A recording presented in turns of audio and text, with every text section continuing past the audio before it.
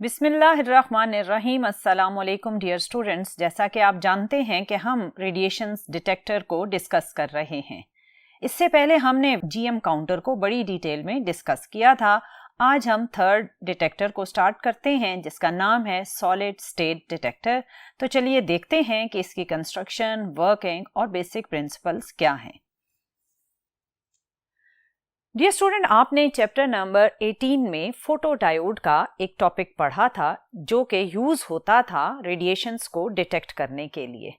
और वहाँ हमने जो रेडिएशंस यूज़ की थी वो थी इलेक्ट्रोमैग्नेटिक रेडिएशंस, और फोटॉन्स की प्रेजेंस को चेक करने के लिए या इलेक्ट्रोमैग्नेटिक रेडिएशंस को डिटेक्ट करने के लिए, चाहे वो विजिबल रीजन में थी या इनविजिबल रीजन में, उनको डिटेक्ट करने के लिए हमने फोटोडायोड को स्टडी किया था। आज जो आप टॉपिक पढ़ेंगे that is solid state detector. ये बेसिकली उसी तरह की ही एक डिवाइस है और इसका जो बेसिक प्रिंसिपल है वो बिल्कुल रिजेंबल करता है फोटोडायोड के ही प्रिंसिपल से। इसमें हम फोटोन या इलेक्ट्रोमैग्नेटिक रेडिएशंस की बजाय अल्फा, बीटा और गैमा या रेडियो एक्टिव रेडिएशंस की प्रेजेंस को और उनकी अमाउंट को काउंट कर सकते हैं by using solid state detector. अगर आप इसकी कंस्ट्रक्शन देखें तो इसमें भी हमने दो डिफरेंट टाइप्स ऑफ सेमीकंडक्टर को ही यूज करना है।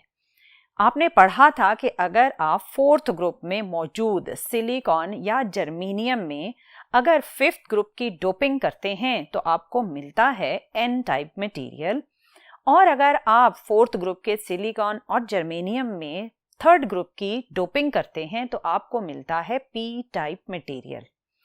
इन दोनों मटेरियल्स को, एन और पी टाइप को, हम यूज करेंगे for making a solid state detector. लेकिन इसमें हमने एन की जो लेयर यूज करनी है वो बहुत ही थिन लेयर यूज करनी है, जबकि पी टाइप मटेरियल की हम थिक लेयर को यूज करेंगे। इस वक्त आप देख रहे हैं कि आपके पास एक एन और एक पी टाइप मटेरियल है। जैसे ही आप इन एन और पी मटेरियल को ज्वाइन करेंगे तो एन मटेरियल में मौजूद इलेक्ट्रॉन्स बड़ी तेजी के साथ डिफ्यूज करेंगे टुवर्ड्स द पी रीजन, और आपके पास एन रीजन में बनेंगे पॉजिटिव आयंस और पी रीजन में बनेंगे आपके पास नेगेटिव आयंस। इन आयंस के बनने की वजह से एन और पी मटेरियल के बीच में बनेगा एक डिप्लीशन रीजन, या जिसे आप पी एन जंक्शन भी कहते हैं। इस पी एन जंक्शन में या डिप्लीशन रीजन में बनने वाले इलेक्ट्रिक फील्ड का डायरेक्शन ये होगा। अब इस पी एन जंक्शन या डिप्लीशन रीजन पर अप्रोच करेंगी बेसिकली रेडिएशंस, और आपके पास इलेक्ट्रॉन होल पेयर्स जनरेट होंगे। लेकिन इस प्रोसेस को करने से पहले आप ये देख लें कि जब आपने एन और पी मटेरियल को ज्वाइन किया तो एन की टॉप और पी की जो बॉटम है वहां पर आपने मेटालिक कनेक्शंस प्रोवाइड करने हैं, तो आप यूज करेंगे गोल्ड मेटल को। गोल्ड एक बहुत ही ज़बरदस्त किस्म का कंडक्टर है और बहुत ही फास्ट कंडक्शन रेट है गोल्ड का। सो आपने एन के टॉप और पी के बॉटम पर गोल्ड मेटल को यूज़ करते हुए एक मेटालिक कनेक्शन प्रोवाइड किया, और यहाँ से आपने रिवर्स बाइसिंग के अकॉर्डिंग एक 50 वोल्ट की बैटरी को कनेक्ट किया। 50 वोल्ट की बैटरी के साथ ही आपने कनेक्ट करना है एक रेजिस्टेंस जिसके थ्रू आप अपनी आउटपुट करंट को एम्पलीफाई करेंगे और फिर उसे आप किसी स्केलर यूनिट तक पहुंचाएंगे, जहां पर करंट की अमाउंट को देखते हुए आप आने वाली रेडिएशन की टाइप और उनकी कंसंट्रेशन का अंदाजा लगा सकते हैं। डियर स्टूडेंट, जैसा कि मैंने आपको बताया कि आपके पास एन और पी मटेरियल के ज्वाइन होने से बनता है डिप्लीशन रीजन। सो जब आपके पास टॉप सरफेस से यानी एन साइड वाली सरफेस से जब रेडिएशंस एंटर होंगी, यानी जैसे ही आप कोई भी रेडियो एक्टिव सोर्स प्लेस करेंगे उसकी रेडिएशन गोल्ड मेटल और एन टाइप मटेरियल को क्रॉस करते हुए अप्रोच करेंगी डिप्लीशन रीजन को, और डिप्लीशन रीजन में मौजूद न्यूट्रल एटम्स के कोवेलेंट बॉन्ड्स को ब्रेक करेंगी, और जैसे ही ये रेडिएशंस कोवेलेंट बॉन्ड को ब्रेक करेंगी तो बनेंगे इलेक्ट्रॉन होल पेयर्स। इन इलेक्ट्रॉन होल पेयर्स के बनने से जो इलेक्ट्रॉन्स प्रोड्यूस होंगे उन्हें इस डिप्लीशन रीजन में मौजूद नेगेटिव पोटेंशियल रिपेल करेगा और पॉजिटिव पोटेंशियल अट्रैक्ट करेगा। सो ये इलेक्ट्रॉन आपके सर्किट में मेटेलिक कंडक्टर जो आपने गोल्ड फॉइल कनेक्ट की है उसकी हेल्प से कंडक्ट होंगे और सर्किट में फ्लो करना स्टार्ट कर देंगे। सो डियर स्टूडेंट, आपने देखा कि आपके सॉलिड स्टेट डिटेक्टर का जो बेसिक वर्किंग प्रिंसिपल है वो बिल्कुल फोटोडायोड जैसा ही है। फोटोडायोड में भी ऑलमोस्ट यही फिनोमेना था।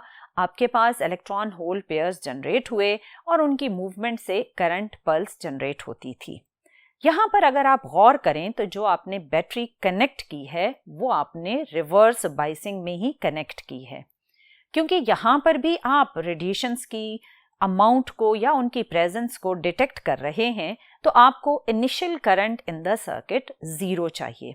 सो इनिशियली यहाँ पर भी करंट क्या होगा, 0 होगा। लेकिन जैसे ही आप रेडियो एक्टिव सोर्स को प्लेस करते हैं, रेडिएशंस एंटर होती हैं और एक करंट पल्स जनरेट होगा जो आपके आउटपुट पर लगे हुए रेजिस्टेंस के अक्रॉस आप काउंट कर सकते हैं या चेक कर सकते हैं। सो डियर स्टूडेंट, यहाँ पर जो आपके पास डियर स्टूडेंट डिप्लीशन रीजन में कोवेलेंट बॉन्ड्स हैं उन्हें ब्रेक करने के लिए आपको बहुत ही लो अमाउंट ऑफ एनर्जी चाहिए। Almost 3 to 4 electron volt energy अगर है रेडिएशंस के पास तो वो इलेक्ट्रॉन होल पेयर्स जनरेट कर सकती हैं। सो इसका मतलब ये हुआ कि आपका solid state detector low energy radiations को भी काउंट रेट में लेकर आएगा या ये लो एनर्जी रेडिएशंस को भी डिटेक्ट करने की एबिलिटी रखता है।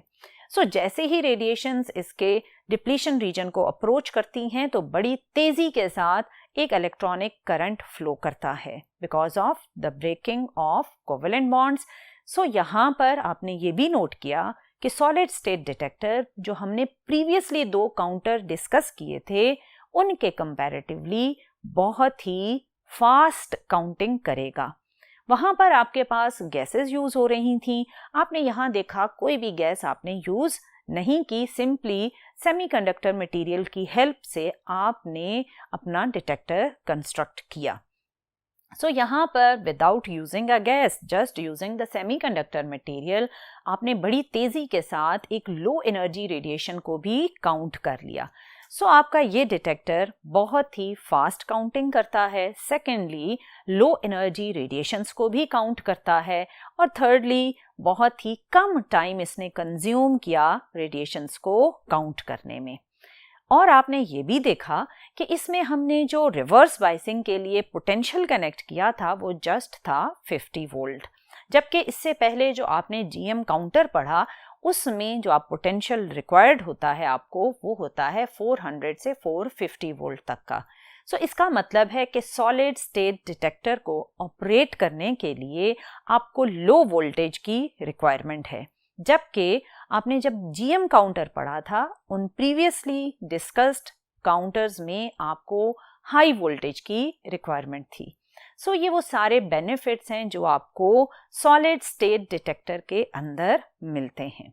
सो डियर स्टूडेंट, अभी तक हमने ये देखा कि आपका सॉलिड स्टेट डिटेक्टर का जो वर्किंग प्रिंसिपल है वो बिल्कुल फोटोडायोड जैसा ही है, जिसका मतलब ये है कि आपका फोटोडायोड का प्रिंसिपल है कि जब रेडिएशंस इसके डिप्लीशन रीजन में एंटर होती हैं तो वहाँ मौजूद सिलिकॉन या जर्मेनियम जिस भी सेमीकंडक्टर मटेरियल को यूज करके आपने ये डिटेक्टर बनाया है उसके जो न्यूट्रल एटम्स हैं, लेट्स सपोज सिलिकॉन के अगर हैं तो सिलिकॉन के कोवेलेंट बॉन्ड को ये रेडिएशंस ब्रेक करती हैं तो इलेक्ट्रॉन होल पेयर्स जनरेट होते हैं और वो इलेक्ट्रॉन फ्लो करते हैं तो आपको एक करंट पल्स मिलती है और उस करंट पल्स की मौजूदगी से आपको एक तो ये पता चलता है कि रेडिएशंस मौजूद हैं, सेकेंडली अगर आप करंट की अमाउंट को गौर करें तो उससे आपको ये भी पता चलता है कि इनकमिंग रेडियो एक्टिव रेडिएशंस की अमाउंट कितनी है,